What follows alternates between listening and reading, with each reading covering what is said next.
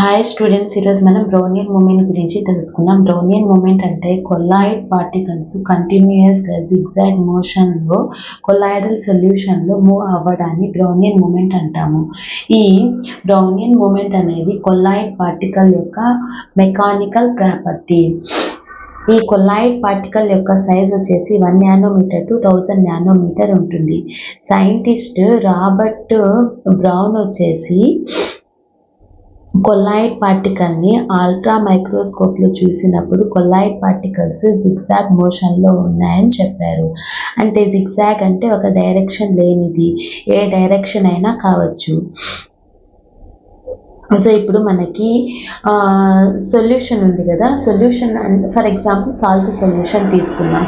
Salt solution అంటే salt plus water.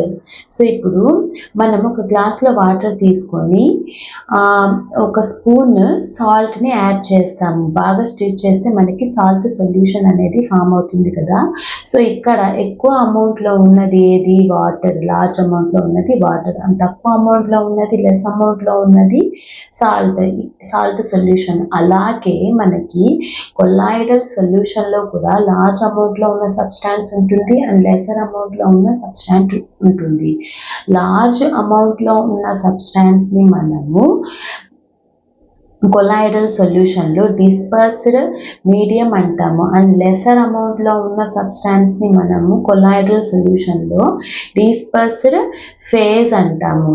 For example ఇప్పుడు ఇది కొల్లాయిడల్ సొల్యూషన్ అనుకుందాం. దీనిలో ఎక్కువ నెంబర్లో ఉన్నది, లార్జ్ అమౌంట్లో ఉన్నది వచ్చేసి డిస్పర్స్డ్ మీడియం. సో ఆ డిస్పర్స్డ్ మీడియంగా మనం వాటర్ తీసుకుందాం. అండ్ లెసర్ అమౌంట్లో ఉన్నది డిస్పర్స్డ్ ఫేజ్, అది వచ్చేసి కొల్లాయిడల్ పార్టికల్. సో ఇక్కడ లార్జ్ అమౌంట్లో ఉన్నది వాటర్ అండ్ లెసర్ అమౌంట్లో ఉన్నది కొల్లాయిడల్ పార్టికల్. సో ఇప్పుడు ఇది డిస్పర్స్డ్ మీడియం పార్టికల్స్ వచ్చేసి ఎక్కువ అమౌంట్లో ఉన్న పార్టికల్స్ వచ్చేసి అంటే వాటర్ పార్టికల్స్ వచ్చేసి కంటిన్యూస్గా మూవ్ అవుతూ ఉంటాయి. సో ఇప్పుడు ఈ డిస్పర్స్డ్ మీడియం పార్టికల్స్ కంటిన్యూస్గా మూవ్ అవుతూ ఉన్నప్పుడు డిస్పర్స్డ్ ఫేజ్ పార్టికల్స్ని ఏం చేస్తాయి? ఈ డిస్పర్స్డ్ ఫేజ్ పార్టికల్స్ని ఈ డిస్పర్స్డ్ మీడియం పార్టికల్స్ స్ట్రైక్ చేస్తాయి, అంటే ఢీ కొడతాయి. డిస్పర్స్డ్ మీడియం అంటే వాటర్లో కూడా చిన్న చిన్న పార్టికల్స్ ఉంటాయి కదా. సో ఇది మన కొల్లాయిడల్ పార్టికల్. సో వాటర్లో ఉన్న ఈ పార్టికల్స్ ఈ డిస్పర్స్డ్ ఫేజ్ని స్ట్రైక్ చేసినప్పుడు సో ఇప్పుడు వాటర్లో ఉన్న పార్టికల్స్ యొక్క కైనటిక్ ఎనర్జీ అనేది ట్రాన్స్ఫర్ అవుతుంది. సో దేనివల్ల? ఇవి రెండు కొల్యూషన్ జరపడం వల్ల, అంటే స్ట్రైక్ చేసుకోవడం ద్వారా ఎనర్జీ అనేది ట్రాన్స్ఫర్ అవుతుంది. ఎనర్జీ ట్రాన్స్ఫర్ కావడం ద్వారా సో వీటి యొక్క డైరెక్షన్ అనేది చేంజ్ అవుతుంది. సో డైరెక్షన్ చేంజ్ చేసుకొని వీటి మోషన్ అనేది మారుతూ ఉంటుంది. అందుకని జిగ్జాగ్ మోషన్లో ఇవి కొల్లాయిడల్ పార్టికల్స్ మూవ్ అవుతూ ఉంటాయి. సో ఇప్పుడు దీన్నే మనం బ్రౌనియన్ మూమెంట్ అంటాం. సో ఈ కొల్లాయిడ్ పార్టికల్స్ నాన్ స్టాప్గా కంటిన్యూస్గా మూవ్ అవుతూ ఉంటాయి. సో ఎందుకు? డిస్పర్స్డ్ మీడియంలో ఉన్న పార్టికల్స్ ఈ డిస్పర్స్డ్ మీడియంలో ఉన్న పార్టికల్స్ ఈ డిస్పర్స్డ్ ఫేజ్ పార్టికల్స్ని స్ట్రైక్ చేయడం ద్వారా, అంటే బంబార్డ్ చేయడం ద్వారా. సో ఎందుకంటే డిస్పర్స్డ్ మీడియం వచ్చేసి చాలా ఎక్కువగా ఉంది, అందుకని. ఇప్పుడు ఈ డిస్పర్స్డ్ మీడియం పార్టికల్స్ వచ్చేసి ఈ కొల్లాయిడల్ పార్టికల్కి ఎనర్జీని ట్రాన్స్ఫర్ చేస్తాయి. సో ఈ ఎనర్జీ ట్రాన్స్ఫర్ ద్వారా వీటి యొక్క డైరెక్షన్ అనేది చేంజ్ అవుతుంది.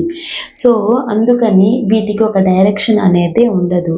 ఇప్పుడు ఏం జరుగుతుందంటే కొల్లాయిడ్ పార్టికల్స్ ఈ కొల్లాయిడల్ సొల్యూషన్లో కంటిన్యూస్గా జిగ్జాగ్ మోషన్లో, అంటే ఒక డైరెక్షన్ లేకుండా మూవ్ అవుతూ ఉంటాయి. దాన్నే మనం బ్రౌనియన్ మూమెంట్ అంటాము. సో ఈ బ్రౌనియన్ మూమెంట్ అనేది కొల్లాయిడ్ పార్టికల్ యొక్క నేచర్పై డిపెండ్ కాదు. బట్ ఇది వచ్చేసి కొల్లాయిడ్ పార్టికల్ యొక్క సైజ్పై డిపెండ్ అయి ఉంటుంది. ఎందుకంటే ఇప్పుడు పార్టికల్ యొక్క సైజ్ వచ్చేసి పెద్దదిగా ఉంటే అది అంత ఈజీగా మూవ్ కాదు. అందుకని తర్వాత ఇప్పుడు కొల్లాయిడ్ పార్టికల్ యొక్క సైజ్ వచ్చేసి చిన్నదిగా ఉంటే అది ఫాస్ట్గా మూవ్ అవుతుంది. బ్రౌనియన్ మూమెంట్ అనేది కొల్లాయిడ్ పార్టికల్ యొక్క సైజ్పై డిపెండ్ అయి ఉంటుంది. తర్వాత విస్కాసిటీ అంటే ఏంది? లిక్విడ్ యొక్క థిక్నెస్. ఫర్ ఎగ్జాంపుల్ ఇప్పుడు వాటర్ని మనము ఫ్లో చేస్తాము, అండ్ తర్వాత హనీని ఫ్లో చేస్తే వేటి యొక్క థిక్నెస్ ఎక్కువ అంటే హనీ యొక్క థిక్నెస్ ఎక్కువ, అంటే హనీ విస్కాసిటీ వచ్చేసి ఎక్కువ. సో ఇప్పుడు మనము కొల్లాయిడల్ సొల్యూషన్ యొక్క విస్కాసిటీ వచ్చేసి ఎక్కువగా ఉంటే మూమెంట్ అనేది తక్కువగా ఉంటుంది.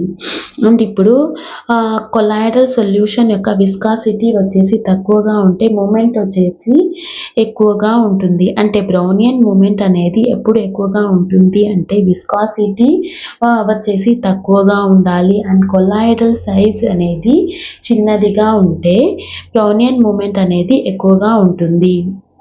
బ్రౌనియన్ మూమెంట్ యొక్క యూజెస్ ఏమంటే ఇప్పుడు కొల్లాయిడల్ పార్టికల్స్ వచ్చేసి కంటిన్యూస్గా మూవ్ అవుతూ ఉంటే మనం అవగాడ్రో నెంబర్ని డిటర్మైన్ చేయడానికి యూజ్ అవుతుంది. ఇంకొక యూజ్ ఏమంటే కొల్లాయిడల్ సొల్యూషన్లో కొల్లాయిడల్ పార్టికల్స్ వచ్చేసి కంటిన్యూస్గా జిగ్జాగ్ మోషన్లో మూవ్ అవుతూ ఉంటాయి కదా. సో కంటిన్యూస్గా జిగ్జాగ్ మోషన్లో మూవ్ కావడం ద్వారా పార్టికల్స్ అనేవి కింద సెటిల్ కావు. సో దీనివల్ల కొల్లాయిడల్ సొల్యూషన్ అనేది స్టేబుల్గా ఉంటుంది. అది యూజ్.